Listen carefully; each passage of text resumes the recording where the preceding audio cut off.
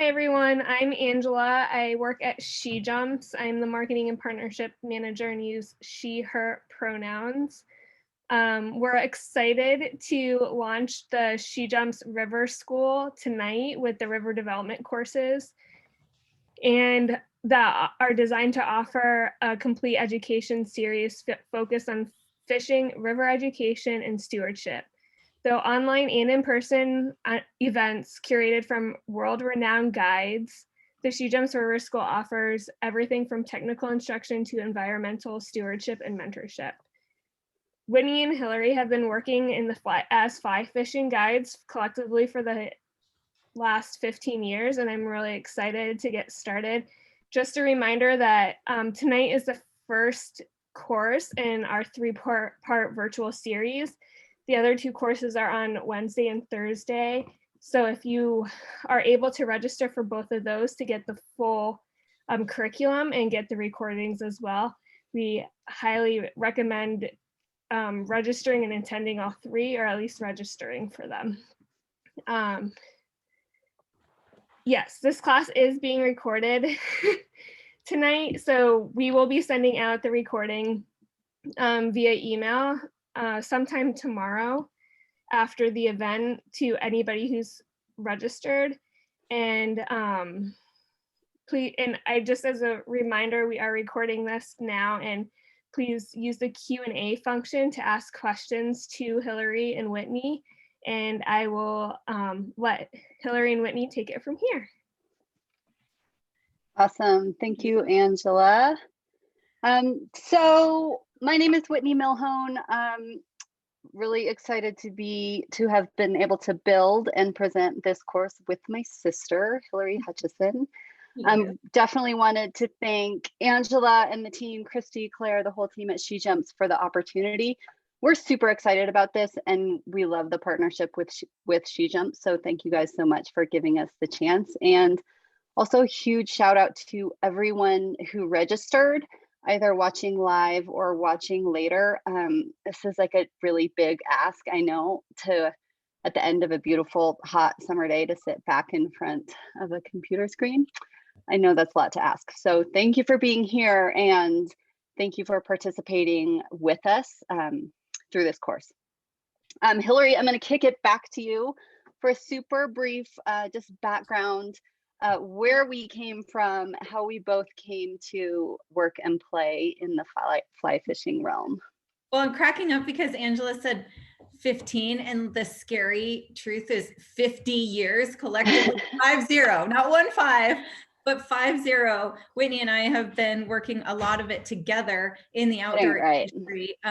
Yeah, it's just, yeah, we can't possibly be that old, but now in our 40s we are, and we've looked back and have seen that, you know, we've each got 25 years of working in the outdoor industry, and fortunate enough to be able to do most of that in fly fishing and be able to do it together, and being able to work with some awesome women along the way too. So this is such a cool opportunity for us and a great fit for us to be able to be here with SheJumps and the people who are on the call today. So congratulations, Whitney, on being old and still here with me hanging. It's a good time. So I think in this little introduction too, the reason that Whitney and I wanted to do this together and present this together was because over that long period of time that we have been kind of cultivating our own participation, and as participants, but also as leaders and as friends and family,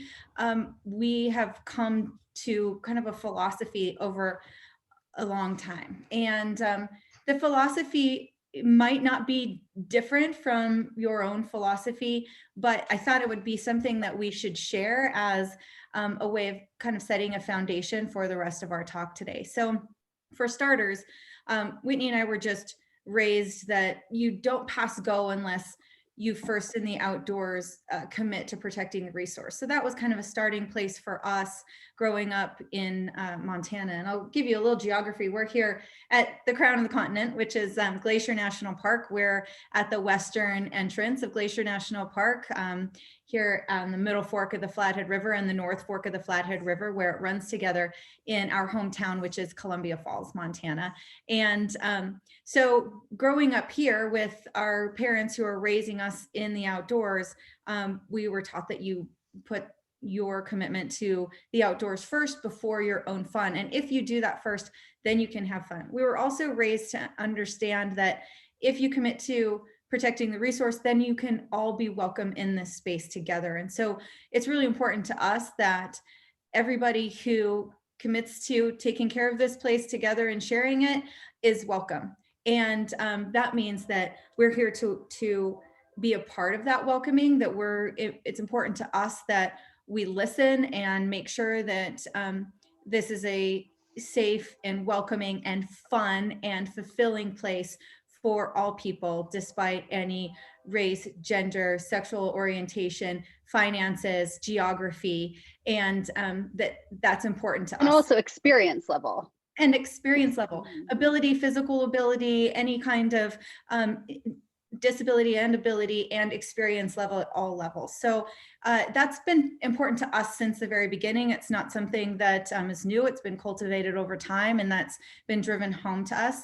And to get to that place, we've found that people can and should have access to the important information that can get you there. So our philosophy in teaching this course is to arm everybody who's watching with the information that goes above and beyond, or maybe it's even below, like the beginning level, before casting, before knots, before rigging, before entomology. There's something deeper there. So whether that's kind of something that you have to dig deep to find within yourself first, that's something that I feel like we did over a long period of time, and that we want to kind of help show what some of those things are. So there are some tools in there that are tactical and practical, but also some that are a little bit of a personal deep dive as well. So we're going to provide you with those tools because we think that fly fishing is going to be a lot more fun, fruitful, rewarding if you kind of think about some of these other skills that go beyond learning how to cast, learning how to tie knots, learning how to wade, learning how to row, those things that are important, tactical, they're there and they'll be there. And so we have put them together in a resource packet. Whitney, you want to talk about that? Yeah, for sure. So it's a great segue into kind of what to expect, not just from tonight, but for the next couple of nights. And as Hill was saying, part of our philosophy is, our goal with this course is to really put you all into the driver's seat of pursuing your path as an angler. So instead of just showing up and, using the gear, following instructions, whatever, really being intentional in the whole process, like pasture to plate. Like, we want you guys to be in the driver's seat of however you want to pursue angling. So that's kind of the outcome, or what we hope to accomplish through the next 3 nights. So what that means is some of what you won't see that would be typical in any sort of introductory fly fishing class are that kind of skills review. So we're not going to be talking about casting. We're not going to be talking about knots or flies. So we did want to make sure that those things are obviously critically important to any successful fly fishing experience. So, and those resources are readily available. So in the first packet of the workbook, that I'm not sure if you've received it already or you'll receive it after, the first page of the workbook is filled with resources available for you to continue your skills building on your own. Orvis is the presenting sponsor of this program, and they have a phenomenal online learning center. So be sure to check out that first page of the workbook. We've kind of cultivated a list of resources that we think will be really helpful. Right. So and Fly Fishing 101 in the Learning Center, like you said, and then free intro to fly fishing online courses as a resource through United Women on the Fly, who have also partnered with in the in-person programming of this curriculum. And then there's like a glossary of all of the important words to learn in fly fishing, how to fish with family members, and then hatch charts, and some other important cultural and land acknowledgement tips. So that's just kind of in the beginning, the first page of that workbook. So the reason that, like Whitney said, it's put together is so that we're not spending this time with you going through all of those little details, that you can go back and check in on with some of those really good resources. Yeah, awesome. So with the launch of River School for SheJumps, we're, like I said, we're super excited. We've been fans, uber fans of SheJumps for a long time, because there's an aligned philosophy of empowering women to get back in the driver's seat of their own outdoor experiences. So we hope that this course will give you some additional tools to move forward with your fly fishing journey. So fly fishing starts with being present. And thinking about this, I think everyone is kind of familiar with, you know, the romanticized or kind of nostalgic feelings about fly fishing. A lot of people have a childhood memory of fly fishing. A lot of people speak about kind of the healing, restorative properties and benefits of fly fishing. And there's kind of this intangible magic or allure to fly fishing. And it turns out that there actually is some science behind that. So also in your workbook is a link to this article. This came out of Harvard Medical School, excuse me, several years ago. And it was kind of tackling this, what is that magic of fly fishing? What's happening in the brain that makes us think that it's magical and healing and restorative? And essentially the bottom line is that fly fishing is basically a forced practice in meditation. So between the fly and the line and the wind and the water, there's so many things to think about that you can't help but be perfectly present in that moment. So perfectly focused on the task at hand. And when you're perfectly focused on the task at hand, what you're not thinking about is work and relationships and paying your bills and the multitude of all the stressors that come in and out of our brains all day long. So it truly is a press pause button for the brain.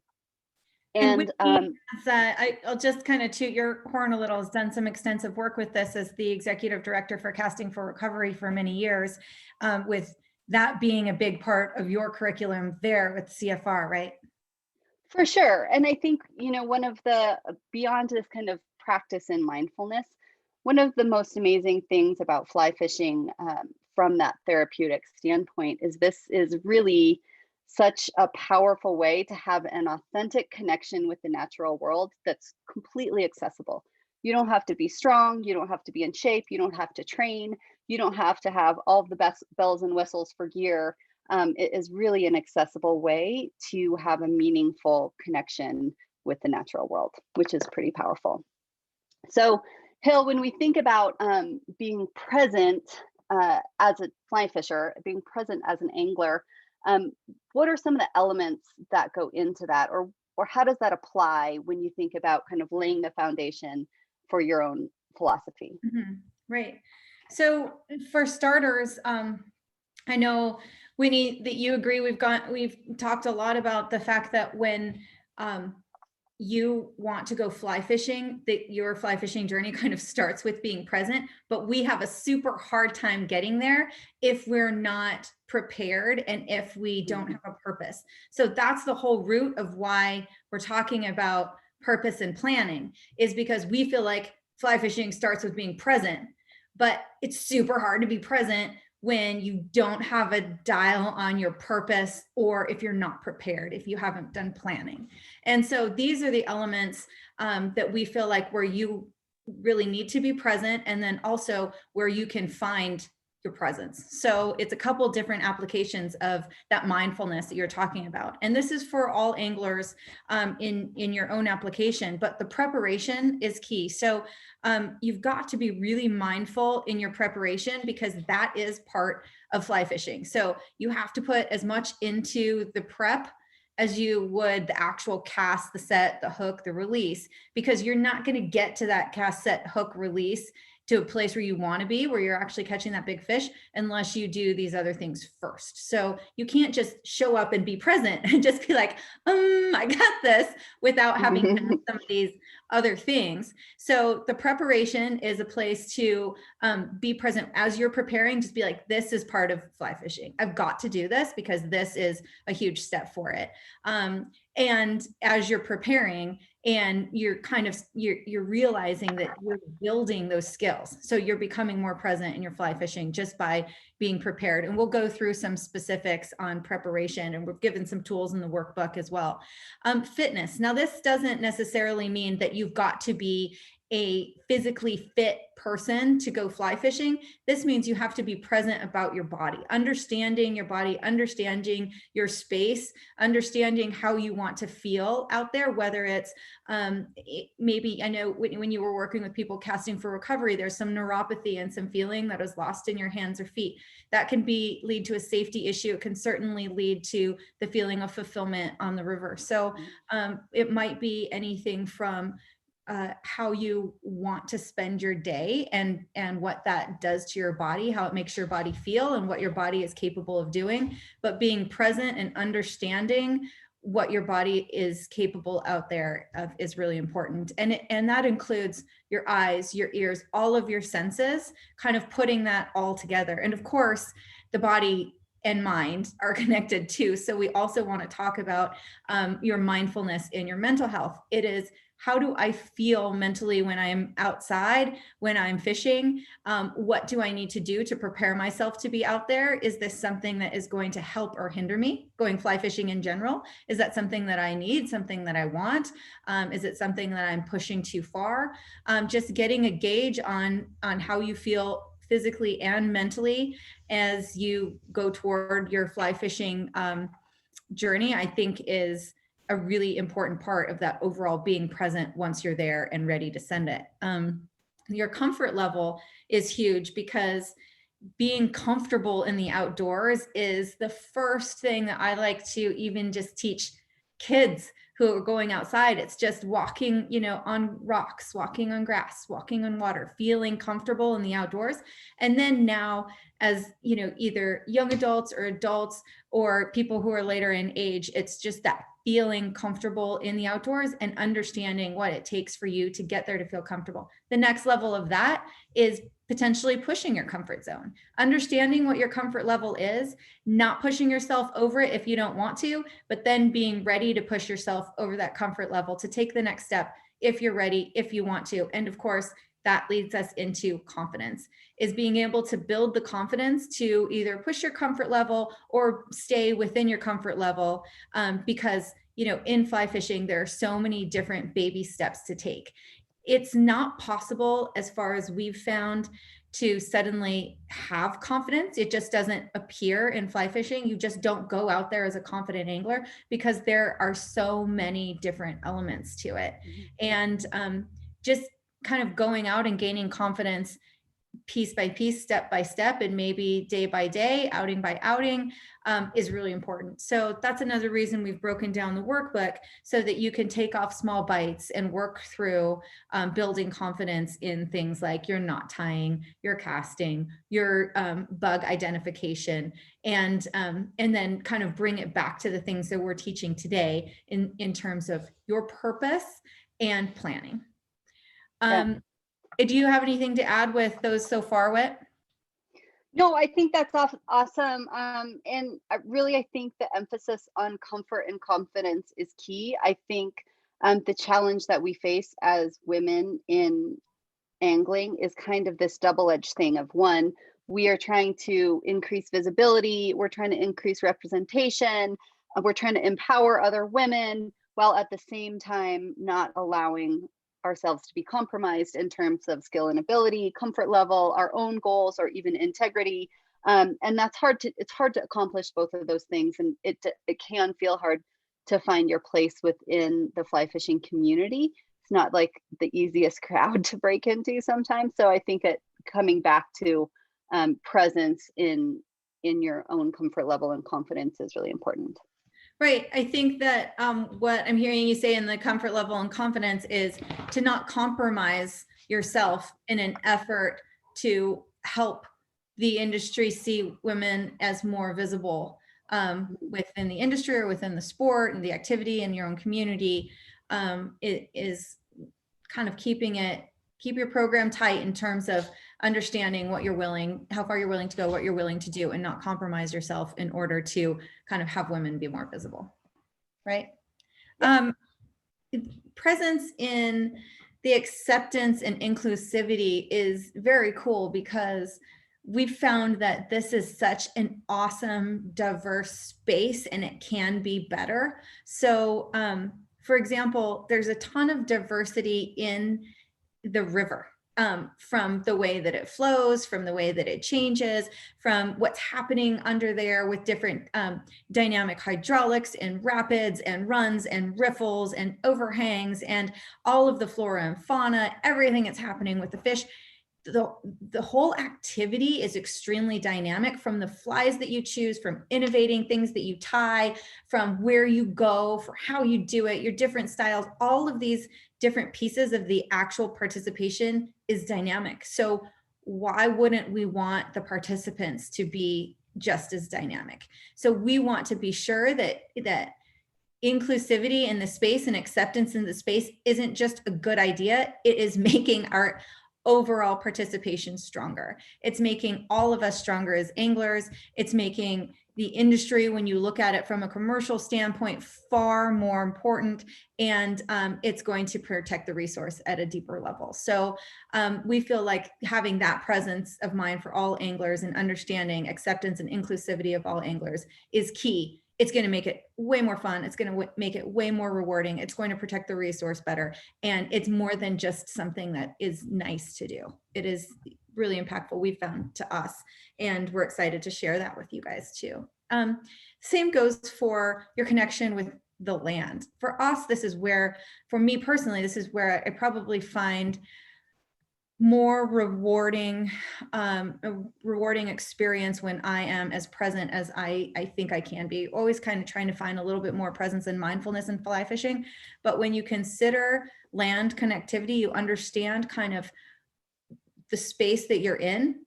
Not only where is the water coming from and where is it going and where am I standing and how is that impacted by humans, but what happened here before me? Who was here before me? What kind of things have happened historically in this exact place? And how do I fit in there in terms of preserving that and respecting that and acknowledging it?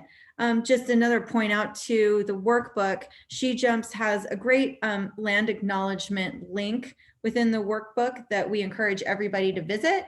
And if you're just kind of beginning to learn about your home water and understand it more and look around at your public lands, we encourage you to consider, that link and other land acknowledgement links. We're really, fortunate to, Whitney and I here in Northwest Montana, to be in some important lands that we feel connected to. And I think that that's a rewarding way to enjoy your fly fishing journey, is by really acknowledging that and giving back and appreciating it. Awesome. Thanks, Hel. You bet. So after kind of laying this foundation, making a commitment to be present in your fly fishing experience, the next step is really preparation. And this is something we're excited to talk about, because I feel like this is immediately skipped over most of the time. You go from wanting to fish or wanting to learn how to fish straight to jumping head first, without really being a part of the process of preparation. And so again, back to our goal of some tools for you guys to get into the driver's seat of your fishing experience, we want to dig into the importance of preparation. So Hil, just quickly, using this image kind of as an example, and thinking about all of the preparation that went into leading up to this moment, what does it mean to you in terms of capitalizing on the time and energy that it takes leading up to any moment on the water? Right. Well, for starters, I hate waste. I really don't like wasting other people's time. I don't like wasting my time. I don't like missing opportunities out there. I get big outdoor FOMO, I don't like missing these chances for cool things to happen out there. And when I look at this photo, this is a picture of, first drop in Spruce Park series of rapids in the upper middle fork of the Flathead. And this is really the home of the Wild and Scenic Rivers Act. And this, everything you're looking at in this picture was nearly dammed for all perpetuity, except that some driven folks stepped up and created some legislation that could protect headwaters from big dams and development. And so for starters, my presence that we were talking about before is really active here because this is a place that's very important to me. This is a picture of me guiding with clients on this whitewater stretch of this very special place in the Great Bear Wilderness, part of the Bob Marshall Wilderness Complex in the upper middle fork of the Flathead. And what you're looking at in this picture is a couple things. One, the result of a lot of planning. So a lifetime of skill building to get up to the point where I felt confident to take people down the river. And, you know, this is kind of a recent picture. So by now I'd been doing it for a long time, but you'll also notice that in this picture, there's all kinds of gear because it's a 5-day overnight. We've got a gear boat down the river. It's already gone through. We've got several other guides who have gone through, and then we've got people along the bank. And what's happening there is we've already packed in with mules into the upper middle fork. We've already gone for a few days on the river and packing all of our gear with us. And there's really no room for error. If we mess up and flip a boat, we've lost gear, we've lost time, we've lost days, we maybe have hurt ourselves. And that's not something that I'm willing to do. So the time and preparation that went into the moment of actually pushing a boat down the river is something that is pretty important to me. The people you're seeing on the side there's a couple of, there's a couple of customers up the top left who are watching. And then I've got 2 guides who are working on downstream safety because some of the trickier spots were up higher that don't look quite as tricky, but they're big sticky rocks with a lot of fast water pouring into them. And so we've got people ready to do some technical rescue. And then I've got 2 other guides doing downstream safety below because the rapid stretch kind of continues. So when I look at it and I think about capitalizing on time and energy, it's not only everything that went into getting our people and gear and ourselves to this beautiful place and to this point of having this super good time, because ultimately, like, that's what I'm after too, is like getting to the spot where you're just like sending and having a blast. I just love it so much. But afterwards too. So we're still preparing. So the preparation is important because I've got people doing downstream safety. I've got people ready to, in case I pop an oar or something happens, to jump into action. And then we're prepared to help the next boat. There's one more boat that still has to come down and help them come through too. So the preparation is so key, you guys. I can't stress it enough because it's all going to lead up to getting to that point of just like high stoke and being so psyched that you did this thing in this cool place with these cool people. I think, yeah, for sure. I think obviously this is like probably an extreme example of preparation. Not everyone's going to be on 5-day wilderness river trips, but to me, the takeaway here is that the more involved you can be personally in the preparation, the more empowered you're going to feel, the more prepared you're going to feel, the more confident you're going to be when it comes to the fishing, because you're part of the recipe that went into getting there. And so again, just like making that change from the difference between just showing up and being part of the process from the inception, you know, of that experience, I think is awesome. Yeah, that was the whole point of the philosophy we talked about in the beginning, is the reason we're trying to drive this home is because it's not a push the button fly fish. You know, all of these things are going to lead up to something. And in fact, Whitney, I'm glad you pointed out that this picture is a little bit more aspirational. It's something, this course isn't going to put you in that spot tomorrow, but each of the things that we're talking about are applicable to everyone's fishing journey at whatever level that they're at.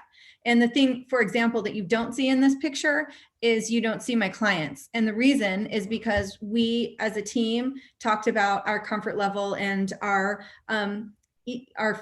physical, mental presence.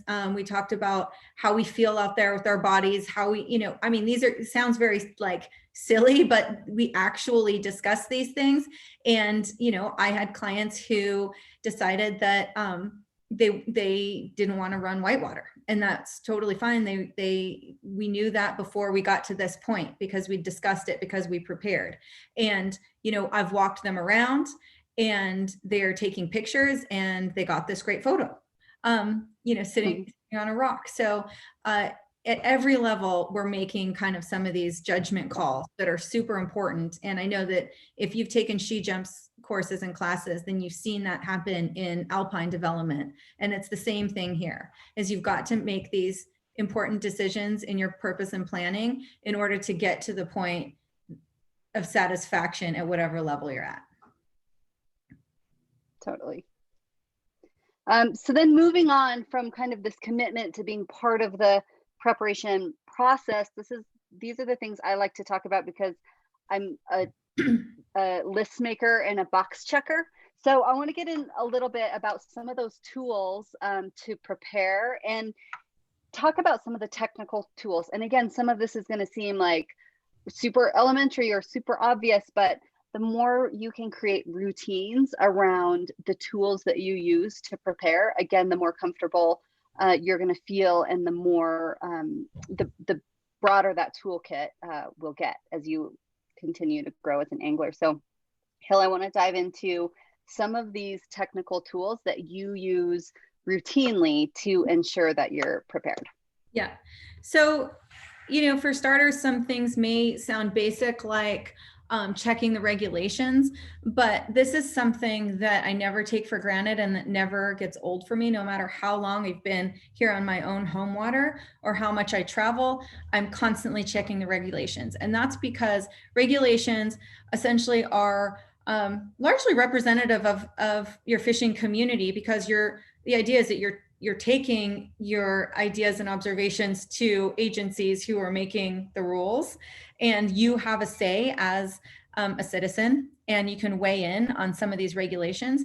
And sometimes, you know, when I've weighed in on regulations that I feel are important to protect fish, then that has changed. They've changed that, you know, in a way that I felt for the better, in ways like maybe not allowing treble hooks in areas where our fish are catch and release only.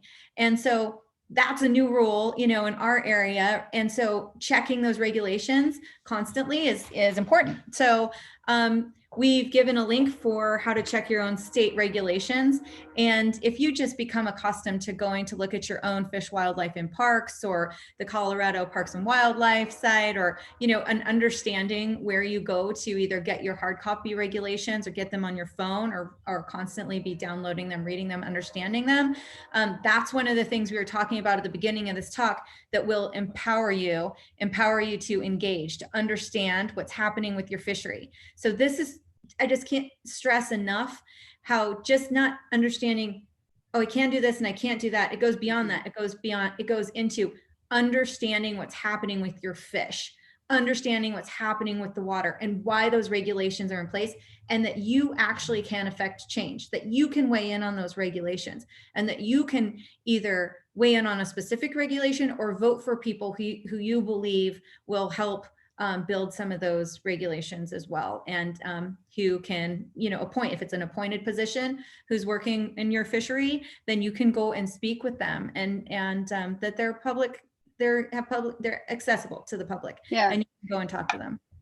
I think just to double down on that one a little bit, we both have seen so many examples of unintentional mistakes that anglers make by just not understanding the regulations. So whether it's fishing creek mouths where there's fish spawning, or not understanding the seasonality of some of the fishing, like there, and that can be, those experiences can be incredibly discouraging as an angler, because they're unintentional. No one means to break the rules. No one means to harm the fish. And so it really is important. And like I said, we've seen so many unintentional mistakes made in this area. So it's a really important first step. Good point. Yeah, it's not, very rarely I see people intentionally going against the regulations. It's mostly unintentional mistakes, but that's why a deep dive throughout the year even outside of the time when you want to go fishing is important. You can take time to understand your fishery throughout the year. It's not that suddenly you're going fishing tomorrow. Oh, so I better check the regs.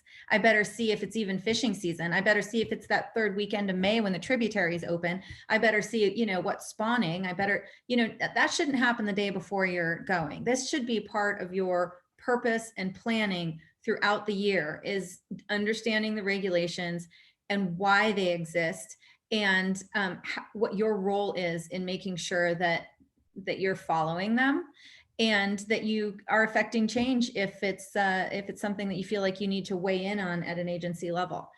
Which brings me to the license too. You know, licenses, fishing licenses are different in different states. Some states go like March to March. In Montana, you have to get your fishing license in March, and then you've got a year, and then you got to do it again in March.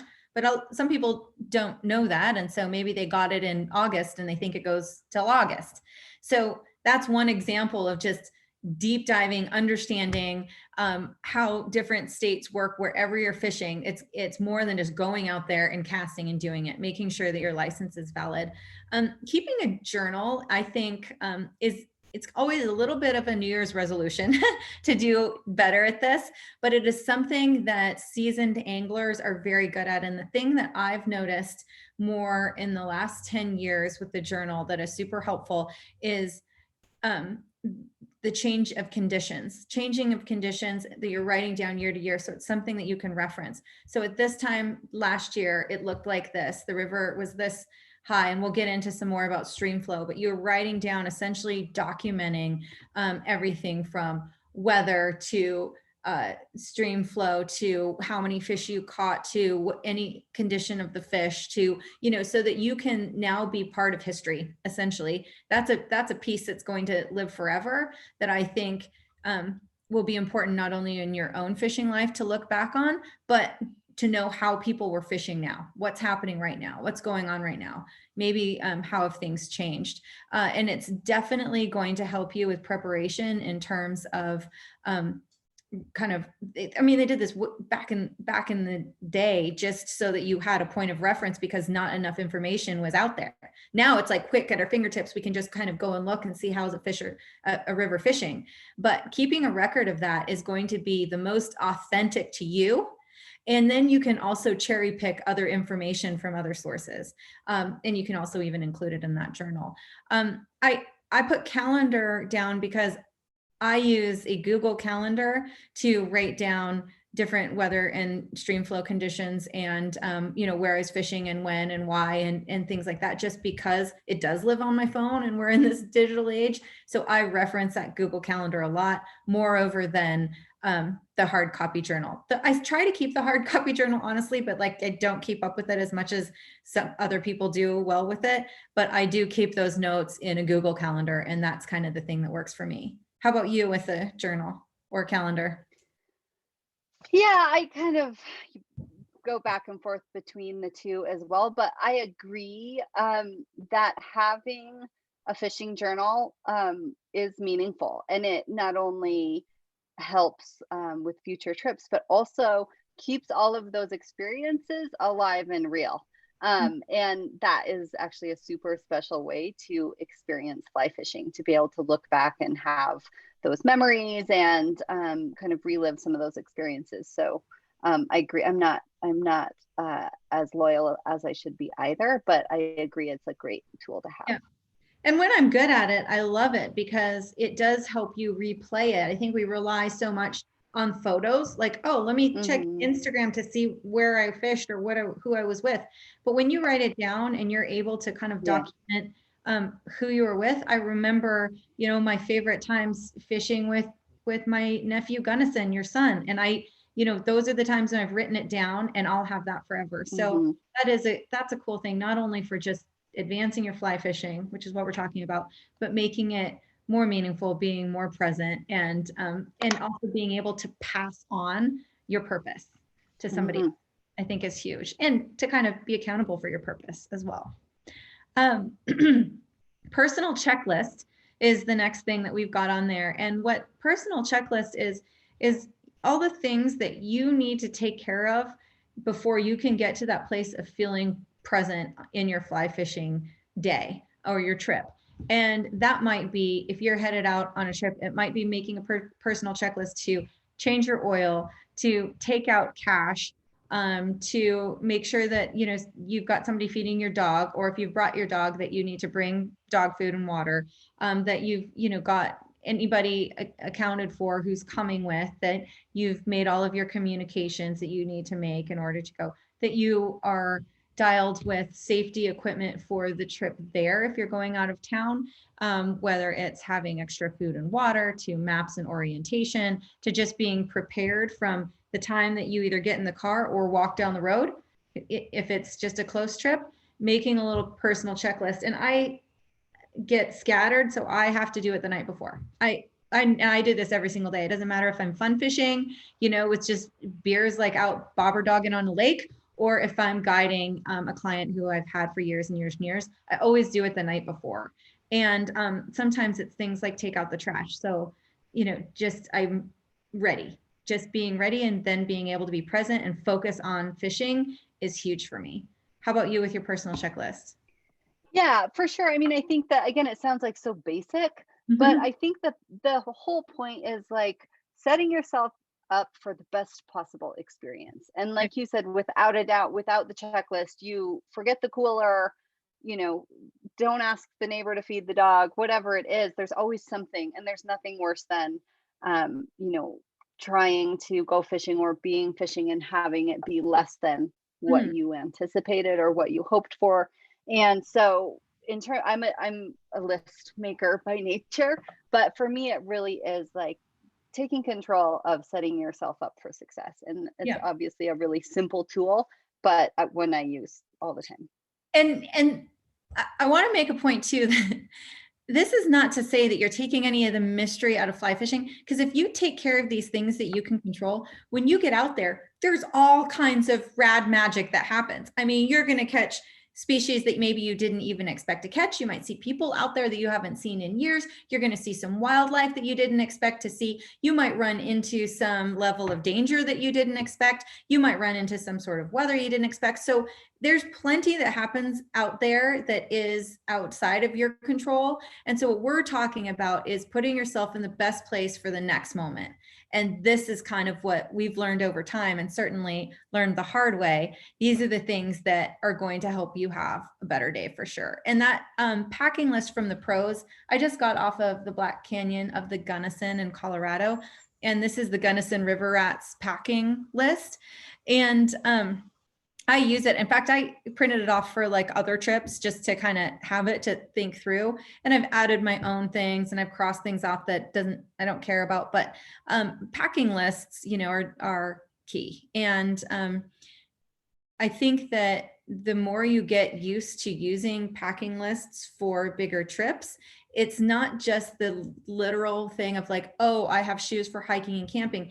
It's building habits. It's building a habit of going through to say, okay, I'm going to be gone for this amount of time. And now I've done everything that I need to do to make sure that we're prepared and that we can be present in the fly fishing moment once we get there. So that's, I've learned the hard way that making these lists and using them is going to build good habits, and it becomes super key. And pretty much any fly fishing operation will provide a packing list, at least for overnights. And if it's not for overnights, if it's for your day stuff, I still do a list. Like like you said, Whitney, like, oh yeah, make sure you have the cooler, make sure it doesn't even have to be for an overnight. Like I have to remind myself to bring extra sunglasses to the night before, like restock everything that I need to restock. And so you're not scrambling. And so you're not the person who's just like a hot mess scrambling. Yeah, I think any fishing trip, any fishing experience you have, whether it's a guided trip or just a trip with friends or even a day trip, anything that seems effortless and perfectly smooth, there was a ton of this happening behind the scenes. That's right. It does not just come from nowhere. When people are like, oh, that pulled off, you know, oh my gosh, it was just so smooth. It's not magic smooth. It's not. These things went into it. I can guarantee it. And so if it feels like too much, again, just baby steps, start building habits in doing these things. Local intel is near and dear to my heart because I own the fly shop here in my town. And I love when people come in and it might be their first stop into town.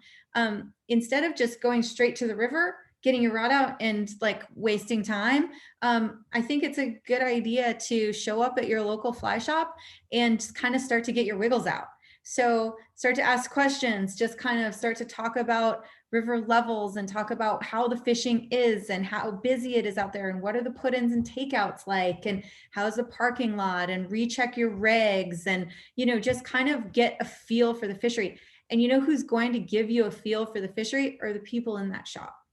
I actually love going in the morning when there's kind of a lot of buzz, when, you know, if I'm traveling around, get into a fly shop and you see guides coming in and out, and, you know, you kind of get this great energy. And I love being a merchant and having this fly shop and being able to help people with local intel. And even if you fished forever, that local intel is going to turn up some surprises, and it's going to be super. For sure. Yeah, I love that. I couldn't agree more. And same thing with my own home water. I'm always checking in with the local shops and asking specific questions. One of the things that just came to mind, Hill, that I wanted to talk through with you was exactly what you were just saying, that popping in, talking, you know, asking questions, talking to whomever is working in the fly shop. One of the things that we hear a lot from women is it's intimidating. They're not always comfortable. They're not always confident. They don't know, they don't want to ask stupid questions. And then I will say, just, you know, through your experience and through both of our experience in other fly shops, it actually comes the other way too, where a lot of fly shop employees don't want to offend women, don't want to assume that they don't know anything, Right. don't want to, you know, patronize them or be offensive in any way. And so it's kind of this dance between like, I feel, you know, you as a woman going into a new fly shop, you might feel a little nervous. As an employee of a fly shop that has, you know, a woman come in that's not familiar, doesn't also want to make assumptions. So it becomes this like awkward dance of not wanting to judge or be judged. Right. So I just want to like throw that on the table and break that down a little bit.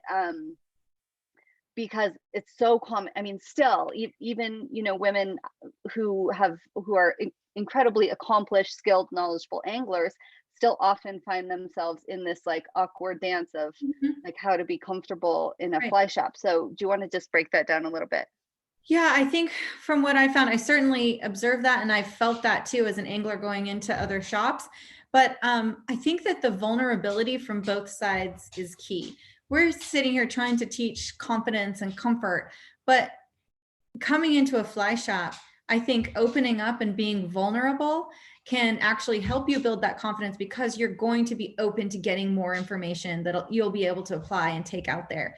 And also you'll notice that the shop pro is going to, hopefully, if they know, if they have some good training and some empathy for the anglers who are coming through, is they're going to be a little vulnerable too. And they don't know you, you don't know them, or sometimes you do know them and they do know you, and you still need to get information from each other, you know, but you're both able to open up and be vulnerable, I think, and can ultimately help each other out is the main thing. Like, I think I appreciate, Whitney, that you brought up that we as customers need to help, you know, the shop pro, but letting them know what you're doing, what you need, what you don't know, you know, and that's going to be helpfor, because that's their job. And honestly, working in a fly shop is not a job that pays a ton of money. They are there for other reasons. And one of the big ones is because they love to help people. They want to be helpful.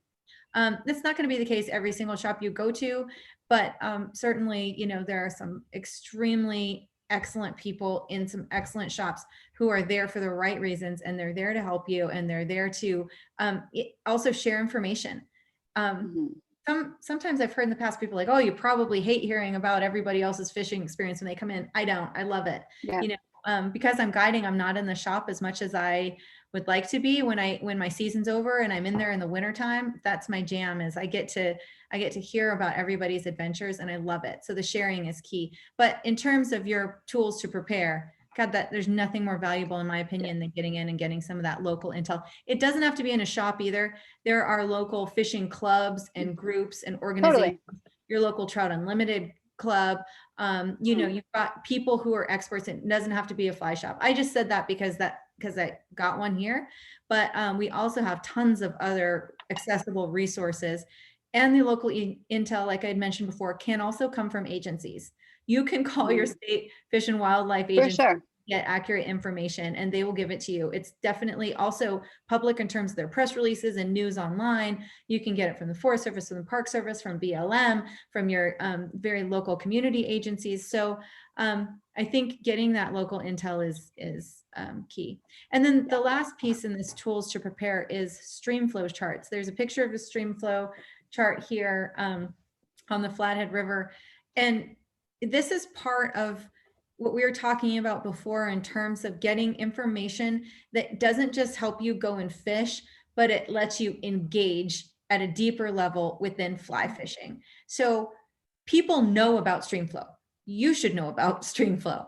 And by you, I mean anybody who's watching this, that's one of your responsibilities, to understand where the water's coming from, where it's going, and what's happening in between. Because if you're planning to go out there, then you have a presence there, you have a role there, and then you have a responsibility there. So understanding that is key. Right now in Montana and all across the West, actually, we're seeing some predictions of very low stream flows throughout the season.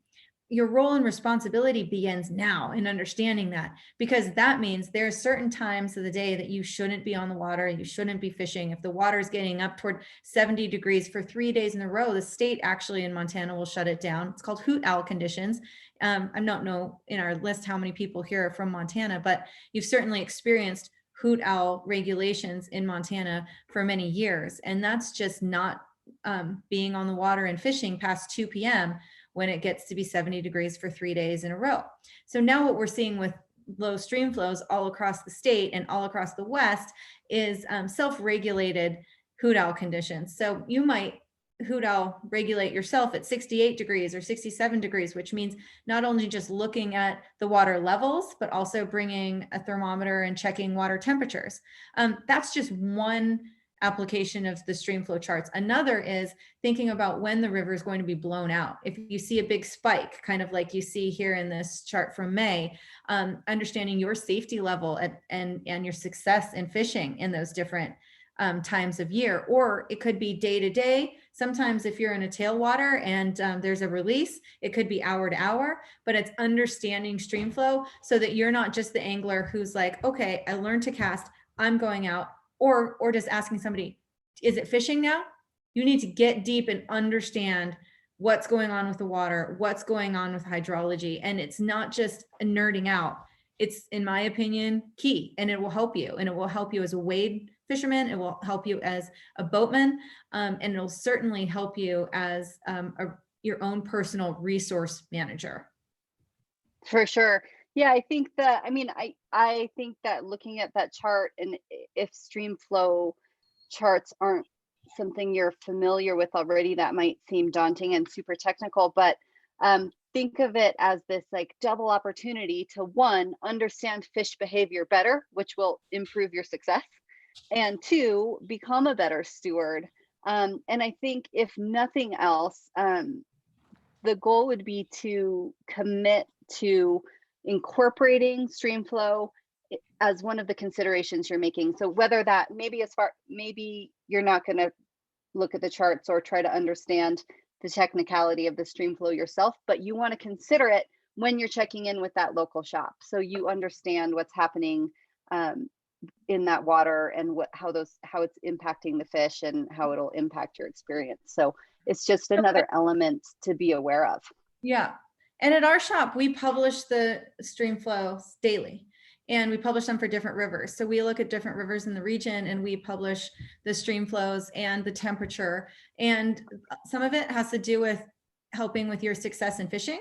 Like, is the Thompson River too high? Is it too low? Sure. What's going on? But most of it is so that you can have a better presence and understanding your role in the river at that certain time, whether it's because the river is too low, too hot, and too dry to take care of the resource properly, or if it's because it's so high that you're going to maybe be in physical danger, or that it's kind of scouring bull trout redds in the fall, or that it's changing the habitat. You know, and so just kind of understanding what's happening with it is something that I think is important, and you do have access to. So back to the workbook, we also gave a link to, as an example, for how to check streamflow. Everybody all across the country can check streamflow through federal agencies. So you can check it through NOAA, you can check it through the USGS. I think this one is through the USGS, the United States Geological Survey. And then there are third-party apps that you can download that will take that information and make it a little bit more localized. You can click on, you know, your specific river. I actually pay for one called Rivercast that gives me kind of a 10-day forecast, so that I can look way ahead at the stream flow in the future. And I'll be honest that I check it probably 3 times a day for different rivers. And it's I think, you know, just kind of part of my process. So we're talking about kind of our purpose and planning, and that's part of my personal purpose and planning. Yeah, and great point, Hill. Just to double back a little bit on the workbook, back to regulations and licensing.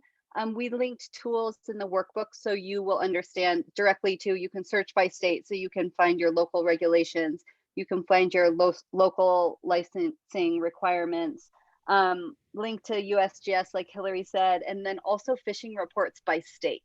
So I think, you know, if this hasn't been part of your preparation, these steps, this is a great place to start. Just open some of those links up, poke around a little bit, look at some of those stream flow charts, search your state, find out if there are any funky, weird little regulations you didn't know about.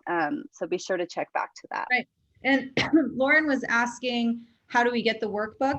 I think in the beginning of this talk, Whitney, you weren't exactly sure if SheJumps was sending it out in the beginning or at the end. So it must be, if you haven't received it, ladies, it'll be at the end. So if you got your email with your link because it got you here, but if you didn't get the workbook with it and you don't get it at the end, then just respond to that email. Oh, Angela is responding that it'll come out that the workbook will be sent via email in an event recap along with this recording. Perfect. There you go. Awesome. Yeah. Perfect. We're telling you about Angela. all of these awesome tools. I was like, pull up your workbook. Write it down. I hope you, I hope you're taking notes on the workbook. Yeah, right. But honestly, the workbook is a great takeaway. Also designed to jot down notes. So after you can revisit the video, you can check back on the workbook and, print it out if you want, keep it digital, whatever you want to do, and make some notes in there. Okay. Yeah. On to everyone's favorite topic. We get so many questions about gear, and I think, particularly from women, and I get it. I mean, women want to be prepared. They want to have everything they need. They want to know that their gear is quality. They want to know that they're, again, setting themselves up for success. They want to feel confident in as many aspects of their fishing as possible. And so, especially from women, we always get so many questions about gear. And so, sticking with kind of the theme of this presentation, we're going to take a different approach to gear.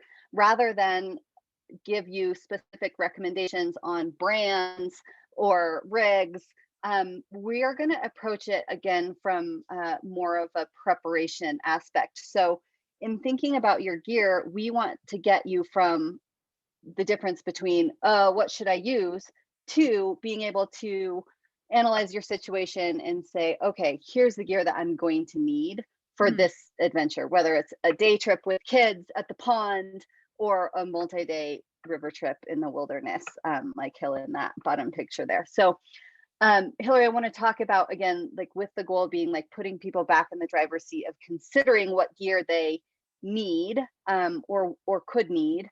What are some of the elements that go into gear preparation? Mm-hmm. Well, when you're making your gear list, or when you are considering a gear list that has been given to you and you're starting to pack, And again, this might be for a 2-hour trip down the road to your pond, or it could be a multi-day excursion, like you said. These are things to take into consideration. And again, getting back to that presence, it's really going to help you be present in your experience. Weather, of course, weather is always going to be key when we're talking about gear. Because you've done such a good job at looking at your planning, you're going to be looking at not only what the weather is supposed to be doing, but how it could change. And a lot of that has to do with looking at, instead of just a weather report, is understanding how weather works, a little bit more about how weather works and how it can change and how drastically it can change and what's going on with weather patterns. And then also understanding radars. So when I look at weather, I look at the radar and I look at how weather is moving over the area where I'm going to be fishing, as opposed to kind of this broad double Doppler, whatever they say on TV. It's looking at the radar and understanding this is where I'm going and this is what's happening with the weather and how that can change. And then packing accordingly, because you know things can and will change. And this doesn't mean bringing the entire kitchen sink, but it includes considering your different seasons and making sure that you have weather appropriate gear. Water conditions are very key for gear preparation. And that might be whether it's bringing waders or not bringing waders, wearing waders or not wearing waders. It can be whether you're having closed-toed shoes versus sandals, whether you need to have sandals with a strap, or you're wearing tennis shoes. The water conditions and what's happening with the stream flow, like we had looked at before, is key. Another thing that we didn't talk about with stream flow is what that water condition looks like. So is there debris? Is it muddy? Do you have 3 feet of visibility, or is it gin clear? That's going to help you with your gear, because there can be some unsafe, situations if you've got a lot of debris in the water. And packing for that, I think, is key. Another thing is with the water conditions, is it a freestone river or is it a tailwater behind a dam? Meaning, what kind of cobble might there be? What kind of boulders might there be? What's the bottom of the river look like? That moves us into terrain. If you're interested in that, come tomorrow night.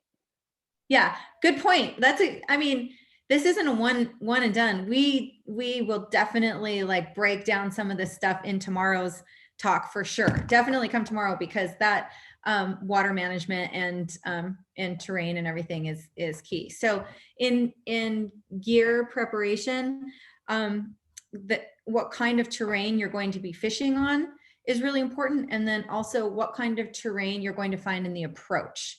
So approach meaning, do I have 200 yards to get from my car to the river? Or do I need to hike 6 miles up and down?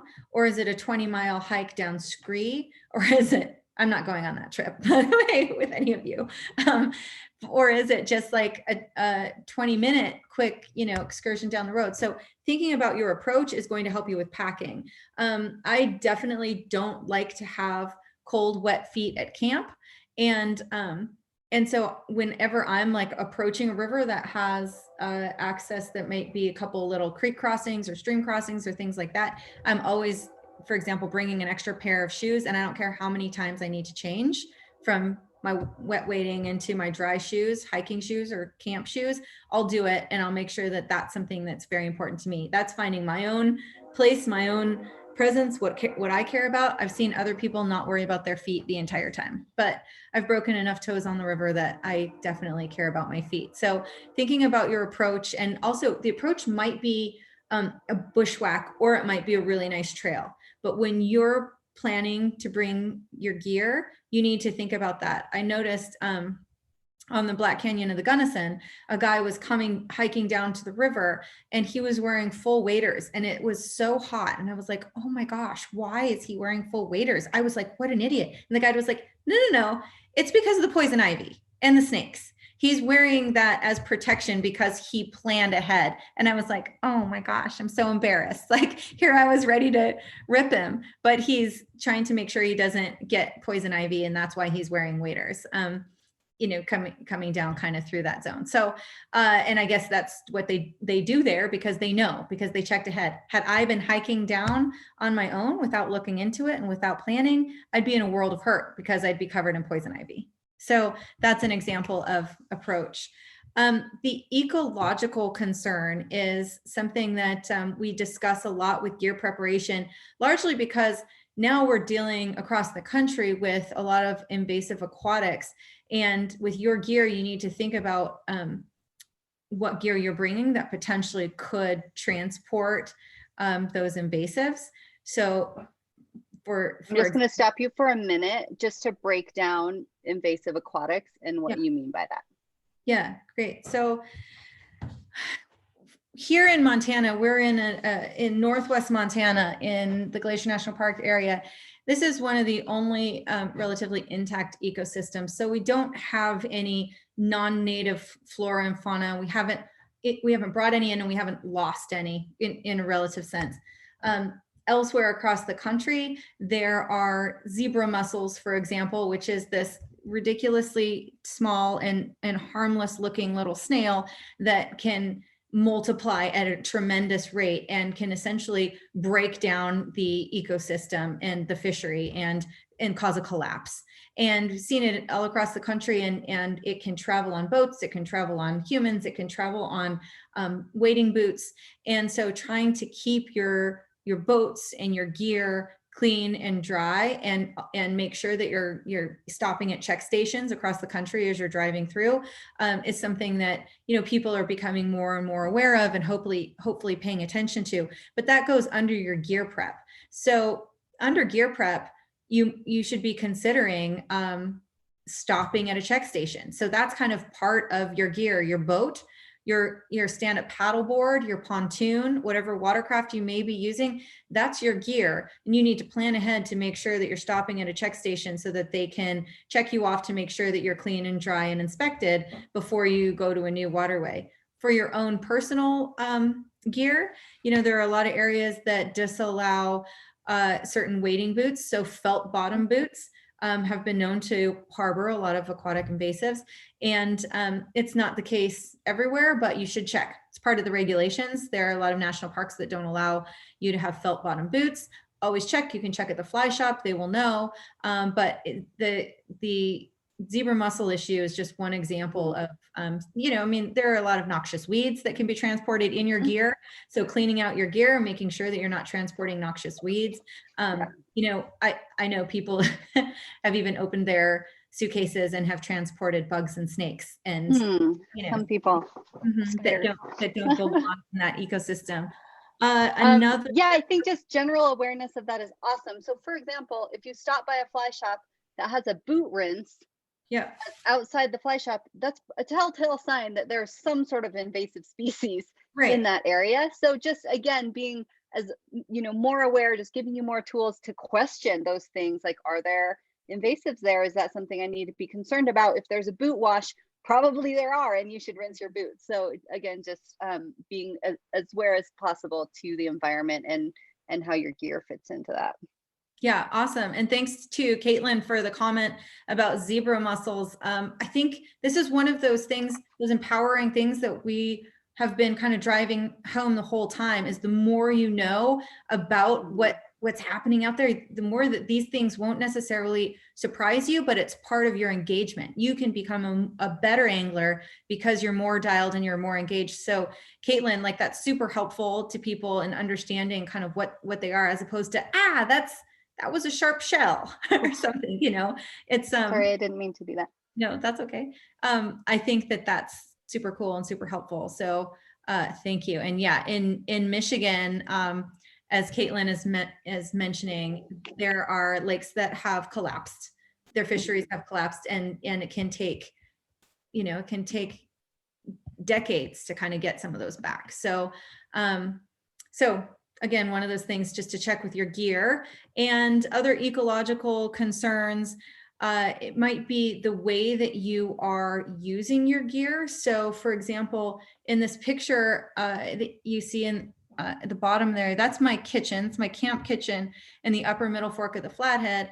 And we're using a tarp that's set up with the big oars in the middle and then anchor points. You might see people in different places kind of like driving stakes into trees Obviously that has some ecological concern and kind of hurting that, you know, the flora and fauna. You never want to make any kind of permanent structure. And then same goes for using fire pans, packing a fire pan or a fire blanket as opposed to making a fire ring. That goes also back to checking regulations. If you check regulations, you'll probably see a fire pan in a lot of areas is required, or a fire blanket is required over making a fire ring. But yet we'll still go into the wilderness and see people making fire rings. And that's kind of one of the practices of leave no trace that we encourage people to look into and to participate in when you're packing your gear. So you need to be prepared to leave no trace. And that might be packing plastic bags, to Ziploc bags to pack out your garbage and making sure that it's sealed so that animals aren't getting into it. You know, just simply because we're trying not to use plastic, I bring lots and lots of small dry bags. So of course, most people are using groovers already, but if you don't know what a groover is, that's your toilet. And you have got to be able to use it if you're going out there packing in your own toilet and packing it out. And there are a lot that can be sold commercially, but you know, we're still back in good old ammo can world as well. Your team under gear preparation is key, because you might be super dialed and have all your poop in a group for either your 2-hour excursion or your multi-day excursion, but you're also going with friends or family or kids, and you need to consider the team that you're going with as you're packing your gear. So for a couple of reasons. One, you don't want everybody bringing the groover, everybody bringing the toilet, because you really only need one. But two, somebody's got to bring it. So planning with your group is key. If you're going on a guided trip, checking in to make sure that like the things that you think they're bringing, they're actually bringing. And then with your team, there are some mistakes that can be made where you have made assumptions that they're bringing a PFD, a life jacket, for example. But I had a situation on a multi-day trip where somebody showed up with the kind of PFD that like just goes off when it gets wet. But we're in a whitewater river, so it's like getting wet all the time. So it's not the kind that you're supposed to have there. So fortunately, I was able to bring in extra, but it's working with your team to make sure that everybody's on the same page for what you should bring. Whether it's, you know, just your basic fishing gear for the day and talking about who's got the right bugs and can you share, to like, do you have the right size tippet leader, checking with your team and making sure that everybody is kind of on the same page, and that see if anybody needs any help, see if anybody needs any resources. This is something that I like to do kind of in advance. Of course, if you're just going to drop everything and go fishing real quick, you can do this quickly with your team, check in and make sure somebody's got water, you know, somebody's got beers, whatever. Anything else to add with Team Wit? No, other than I think we didn't talk about it much. Actually, I think we talked about it on the 3rd day, but that team approach goes across the board in terms of expectations, planning, goals.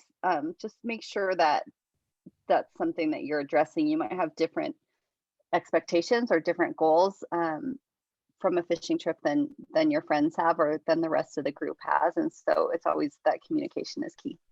Yeah. And if you guys are skiers and snowboarders, you know how important team is and, you know, your crew that you're going out there with. So we will deep dive into that in the session the day after tomorrow.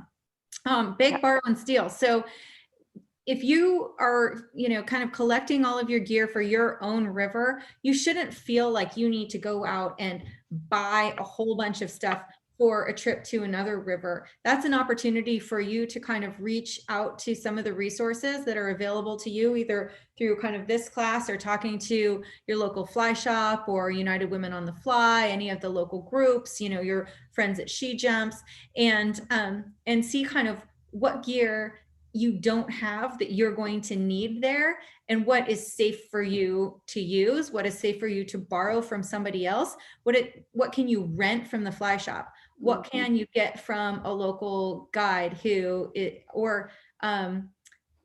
you rent it from a service. You know, there are a lot of like rent this rod services that will allow you to kind of customize your gear for that trip. And how can you rent it? Maybe you can borrow it from somebody. We don't recommend doing any stealing. So maybe don't steal, but you can beg, borrow. Just beg or borrow. Just beg or borrow, don't steal. And then the familiarity with gear. Again, for skiers and snowboarders out there, you're going to know this is super key. You don't feel comfortable, confident if you are using gear that you're not familiar with. The same goes for packing your gear for fly fishing. And it goes beyond like your rod and your reel, which can, if it's anywhere in the general realm of what you're fishing with typically, you're probably okay. This is more like things like your cold weather gear, or wading gear, anything that has to do with safety, being very familiar with your pack. If you have to take a pack that you're going to be wearing all day long, if there's food that you weren't responsible for bringing that isn't going to be good for you to have out there, it's the stuff that's going to keep you safe, healthy, comfortable, and being familiar with that gear that you're going out with, I think is key. So understand, not getting stuff right off the shelf. I mean, a lot of times I'll see people like show up having just bought everything for their trip and they don't know how it works.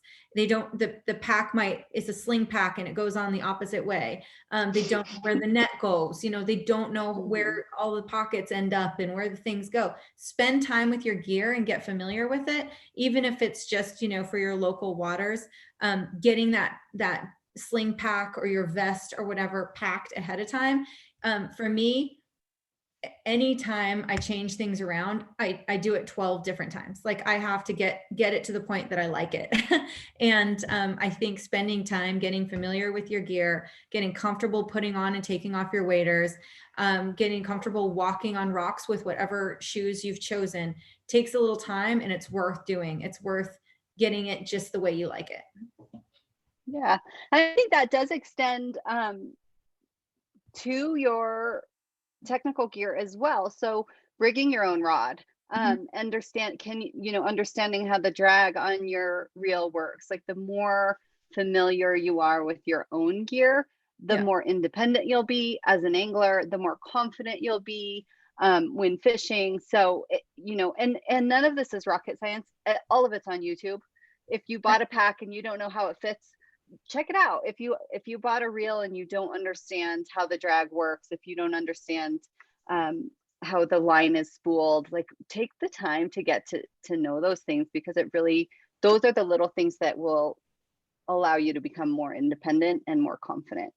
Yeah, I think that's what that bullet point meant more over than when I was talking about going out with, on an expedition or something like that and understanding the gear. I think it is really getting a deep dive into why the gear that you've chosen or that somebody has helped you choose works.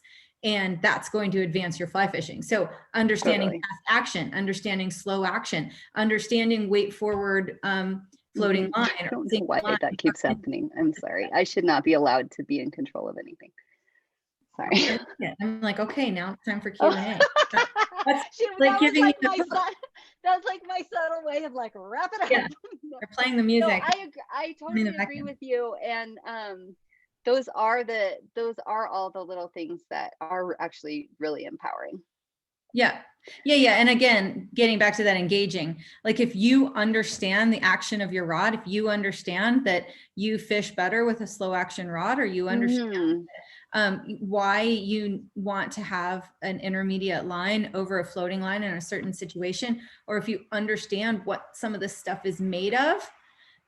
For example, now with so many products being made non-virgin materials, for example, with waders and stuff, and it'll help you vote with your pocketbook and make good choices in purchasing gear, but it'll also better help you understand how to use them and why. And that gets way back into our presence and purpose and planning. So I think just getting that deep dive into understanding your gear, and not just like that, oh, I push the button and it goes, but here's why I wanted a click and pull reel, or here's why I wanted a sealed drag. I mean, those sound like very technical things if you're just getting started, but those are things to work toward in understanding why and how you've chosen that reel, or why other people choose this reel. Why does this work like this? Why do we want that? that's going to be more engaging. It's going to help you advance as an angler. And those are things to work for sure with understanding your gear. Ask the questions. Awesome. And Yeah, get as for ready sure. Super fun. Yeah, awesome. Okay, so before we leave gear, just a note back to the workbook that you'll get later.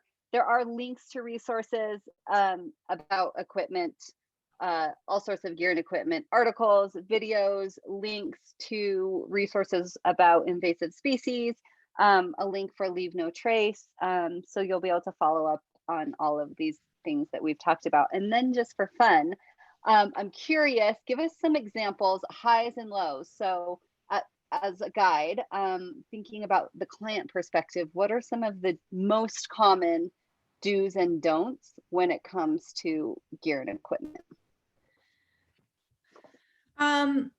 Well, a technical thing, that's probably in the workbook is being on the water and having cotton. Cotton, that's kind of a specific technical thing, but you want to be able to stay cool and dry and warm, and typically cotton is going to not do that for you. So I'd say the number one mistake people make is showing up at the river wearing cotton.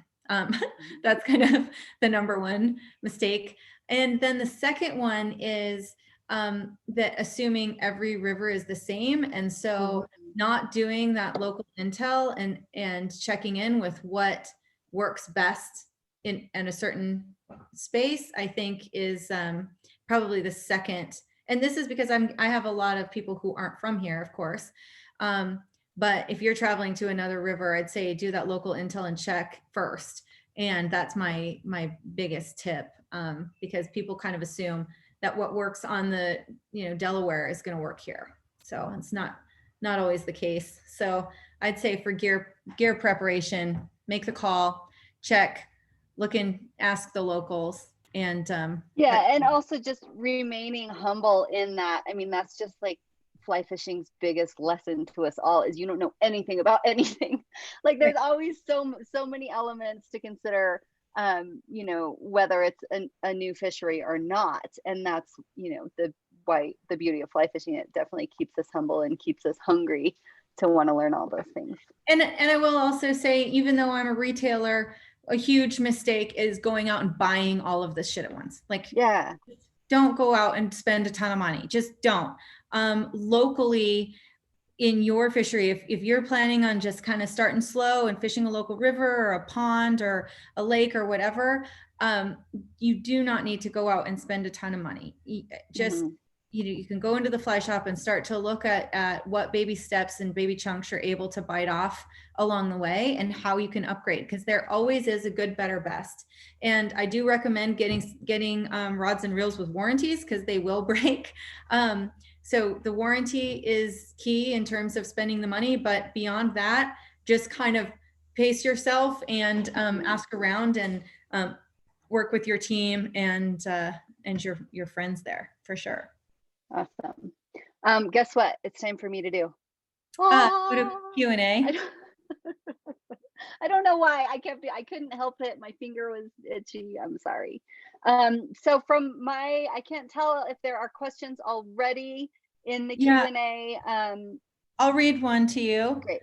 Actually, no, this is Lauren in the chat. And this is a good segue to bring this up too. I think Lauren's going to be attending the River Development School in person 3-day program on the Madison, which is awesome. And she says, will you be letting us know about the river we're fishing?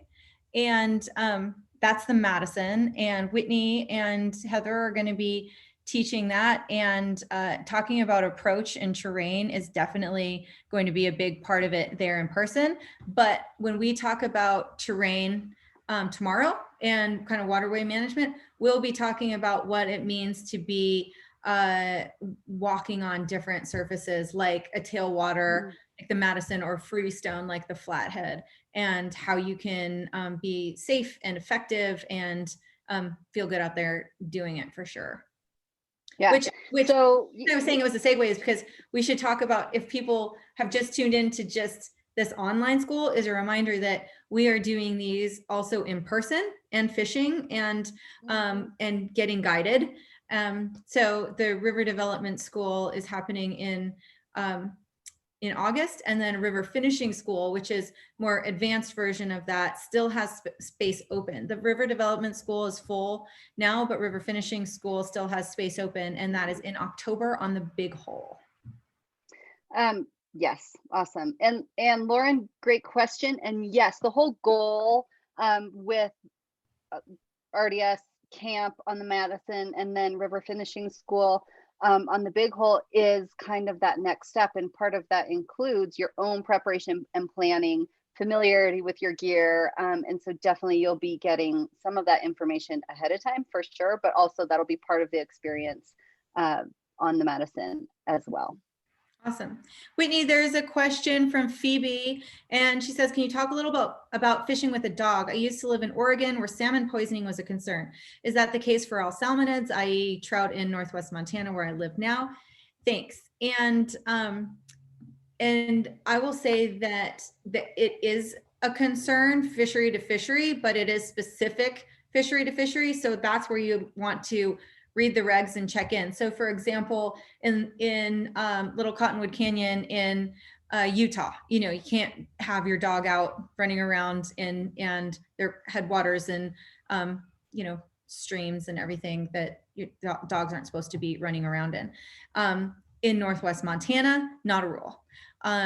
So it kind of is fishery by fishery, but I think because I'm a dog person, Whitney's a dog person, we take our dogs everywhere. That's probably one of the things that is why this talk is so cool and important, is that brings an awareness that should be built into your planning and purpose for sure. Because if you're going somewhere where you didn't think about, can I bring my dog? And then suddenly you're there, you've got this live animal, what are you supposed to do? So checking the regulations, understanding what fish are affected by what kind of, I guess, invasives is really key. So I think that's speaking of dogs. Yeah, speaking of dogs. There she goes. And then I think the other, just to add to that, and I love this question, I think it's awesome, just the awareness, but I think just to add to that is etiquette. In terms of dogs and fishing, etiquette definitely changes from place to place. Yep. So, you know, on our home water, dogs everywhere, dogs in boats, dogs at the river, so many other places I've been, it's actually not the cultural norm for that local fishery. And those etiquette faux pas are things to be aware of, especially when you're visiting as a tourist to other regions and other fisheries. Yeah. And to be clear, we're not letting our dogs jump in the water when people are fishing. We're not that. Don't worry. Even they're coming with us. We've planned and prepared for what to do with them and how to fish with them. And another thing to be aware of that is the last thing I'll say about this is super key is public land versus private land with your dog. So make sure that your dog's not running up above high water mark. If you're in a place where there's private land above high water mark and you're in a public access area, that's another key that can get public land shut down. So dogs in general are wonderful beasts. We love them, but there is a lot to consider in terms of, you know, their waste and their impact on the riparian zones and fisheries and streams and private and public land and all of that kind of stuff. So great question. One last question from Paulina. I love this question. She's wondering about another in-person river development camp and finishing school for next year. And absolutely, yes, the goal, you know, Hilary and I were honored to be able to kind of build the foundation for River School for SheJumps. And this is really just the launching point. The goal is that SheJumps will continue to offer river and fishing programs all across the country, eventually, you know, using different guides and outfitters and accommodating anglers all over. So that is certainly the goal. And I would encourage you just to stay connected with SheJumps, keep checking back on the events website. Angela, I don't know if you want to chime in on anything else, but absolutely, this is not a one and done. Like, part of the honor of doing this for Hilary and I was being able to be part of kind of the inception of ongoing programming. Yep. Cool, you guys. I want to be respectful of everyone's time, especially these beautiful summer nights. So we'll wrap it up. But Angela says, yes, it will be an annual program, which is awesome. Again, I want to encourage you to sign up for the next 2 nights. Registration is open right up until 10 minutes or so before the event. And even if you can't make the live session, if you register, you will receive the recording afterwards, as well as this infamous workbook we keep plugging. That will all be yours. But tomorrow I encourage you to do that as well. Yeah, tomorrow is waterway identification and management. Super fun. So we're going to be talking about reading water, accessing water, and prioritizing conservation and stewardship in doing those things. So now that we've gotten everybody like super present and accounted for, and kind of feeling it and moving forward with our purpose for being here and our planning, now we're able to kind of start moving into the river. So that's what we'll talk about tomorrow. And then on the 17th, it's building your process. So now it's starting to take some of these concepts and deeper skills and identifying your own goals. And then as you move forward to execute those goals, it's balancing your risk and adventure and skill progression. So super fun couple evenings. And I wish I could see everybody and hang out with everybody in person. Thank you guys all so much. Again, so yeah, cool. Thanks, you guys. Thanks, everyone. Have a good night. I'll see you tomorrow. And say anything, but if not, we're out. All right, take care.